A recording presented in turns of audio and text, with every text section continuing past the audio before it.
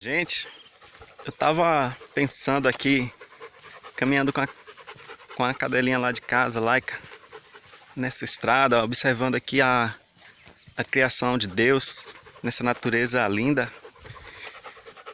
e pensando nas notícias que eu vejo na internet acerca dos cientistas, dos astronautas que estão pesquisando o espaço, né? Agora a nova onda deles é a descoberta dos buracos negros, né? Eles dizem que os buracos negros têm energia para criar vida, né? No caso, vida fora da Terra. E também eles dizem que os buracos negros podem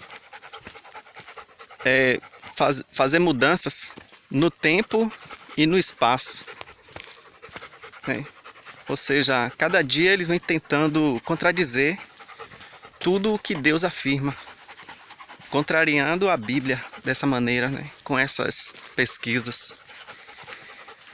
E eu fiquei pensando assim, o que é que a Bíblia diz a respeito disso, né? Viajar no tempo, no espaço, criar vida, né? E Deus, ele fala que antes mesmo da gente nascer, ele já nos conhecia. Então, Deus conhece a gente do futuro para o passado, né? Deus sabe toda a nossa trajetória. Antes mesmo da nossa concepção, Ele sabia que a gente iria nascer. E também a gente sabe que Deus ele é onipresente. Ele está presente em todos os lugares da terra e do espaço ao mesmo tempo, né? Então, tem uma passagem na Bíblia que diz que Paulo ele foi trasladado ao terceiro céu, foi transportado para o terceiro céu. Então, o terceiro céu é uma terceira dimensão, né? A primeira dimensão é essa que nós estamos aqui, nós seres humanos. A segunda dimensão seria o espaço sideral, onde os cientistas andam procurando coisas. E a terceira dimensão a gente não consegue ver, mas ela seria o céu que nós vamos morar, onde fica a Nova Jerusalém, a morada eternal. Então Paulo ele foi levado lá no terceiro céu e ele voltou perplexo. Ele não foi em corpo igual, ele foi o espírito dele, que o nosso corpo só é capaz de viver aqui, nessa dimensão.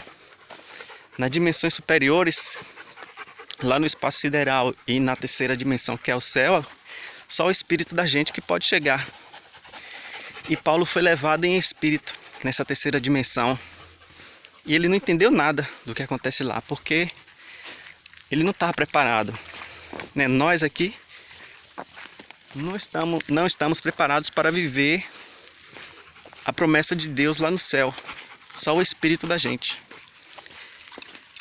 E o espírito da gente, como Deus ele é onipresente, ele está em todos os lugares, ele nos conhece desde o ventre da nossa mãe, toda a nossa história. O nosso espírito ele é capaz de viajar no tempo e no espaço. Ou seja, nosso espírito pode ir para o futuro e pode ir para o passado. Ele não pode fazer alterações no futuro e no passado. Nem mesmo Deus faz alterações no futuro, nem no passado, nem no presente. Mas a gente pode ir lá no futuro, a gente vai poder, quando a gente morrer e a gente for espírito, a gente vai poder viajar no tempo e no espaço, vir para essa dimensão e ir para outras dimensões. Que é isso que os cientistas estão dizendo que os buracos negros são capazes de fazer, né? Viajar no tempo e no espaço. E a conclusão que eu chego é o que a própria Bíblia diz, né? A criatura, que somos nós, ou os cientistas, se voltando contra o seu Criador, né? Assim como os filhos se revoltam contra os pais. Vocês devem ter visto o vídeo da filha que queria ir para uma festa, um baile funk, para uma despedida de uma amiga. Só que a menina tinha 15 anos. E os pais dela não queriam deixar ela ir. E a menina então grudou no cabelo da mãe e queria obrigar a mãe a levar essa menina para a festa. E o pai estava ali no meio segurando a mão da menina para não puxar mais o cabelo da menina. E foi aquela coisa toda, aquela cena, né? O filho se rebelando contra o pai. E outra situação é quando os pais se revoltam contra os filhos. Como o caso aquele casal de mulheres que assassinaram o menino Juan, né? Não que os homossexuais fazem isso, são violentos por natureza. Eu conheço muitos homossexuais que são gente boa, tranquilo. A gente tem amizade, não tenho nada contra, sim. Mas eu imagino que aquela mãe do menino tinha um marido e teve esse menino Juan. Então eles se separaram e a mulher começou um relacionamento com outra mulher. Creio que o pai do Juan não gostou como seria a criação desse menino. Começou a ter discussões com a mãe dele. E a mãe dele, para se vingar da opção sexual, creio, falou que o Juan seria totalmente diferente do que o pai dele imaginava. Então, quando o menino tinha 8 anos, a mãe resolveu castrar o menino, cortar seus órgãos genitais. E não levou o menino para o hospital, deixou o menino em casa, com risco de infecção e tudo mais, sangramento. Cortou o pênis do menino. E um ano depois, que foi agora esse ano, resolveu ela, a mãe do Juan, com a sua companheira, assassinar o menino. Então imagine aí a mãe dele escolhendo a arma do crime, a faca que iria matar o menino. Chamou a companheira e decidiu que seria naquele dia que iam assassinar o menino.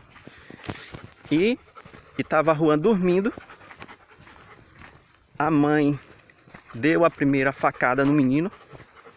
O menino ali, sem entender o que estava acontecendo, ficou de joelho na cama, sentindo uma dor que ele não sabia de onde era aquela dor.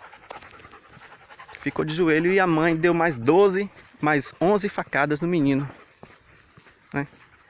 E rapidamente ela degolou o menino. Segundo a perícia, o menino ainda estava vivo. A mãe não esperou ele morrer das facadas. Cortou a garganta do menino, cortou a cabeça fora do menino e depois tentou desfigurar o rosto do menino, do Juan, cortando a pele do rosto. Depois ela desmembrou, cortou os membros do menino, os braços e as pernas, e tentou fritar a carne. Só que a carne não se desfazia, ficou dura, né? Quando a pessoa é queimada viva, fica na aparência do corpo de normal, só que todo tostado, todo queimado, né? E assim foi. Então você pode me perguntar assim: se Deus é tão poderoso, se Deus é tão amoroso, por que ele não impediu da mãe fazer isso com o menino? E eu te digo que felizmente Deus é fiel e Ele deu pra gente o livre arbítrio, né? Ele não pode interferir em nada nas decisões que nós tomamos. Isso é amor. Ele não pode interferir nas nossas decisões. Lembra quando ele disse para Adão e Eva que podia comer o fruto de todas as árvores, menos de uma certa árvore que estava lá no meio do jardim. E Eva foi lá e pegou o fruto e comeu. Ele não pôde impedir, ele apenas disse. Ele também não impediu que Adão comesse. Ele não pôs anjos nem barreiras ali ao redor da árvore para que a pessoa, que é Adão e Eva, não comesse. Simplesmente pôs a árvore e deu uma orientação. Mas Adão e Eva tomaram a decisão de comer o fruto da árvore e assim fizeram. Então, daquele dia, os seres humanos seriam mortais e iriam trabalhar, tirar da terra o seu sustento. Então, Deus não pode impedir, nem mesmo quando seu filho, Jesus, estava sendo ali humilhado e massacrado para ser morto naquela cruz. Deus não interferiu, que ali foi uma decisão humana. Deus é amor e Ele nos ama, Ele não pode impedir nas nossas decisões. Cabe a gente obedecer e entender o que Ele quer para nós. Deus sempre quer o melhor para nós. Então fica uma reflexão para a gente pensar nas coisas que acontecem, no amor de Deus. Um abraço aí, fica na paz.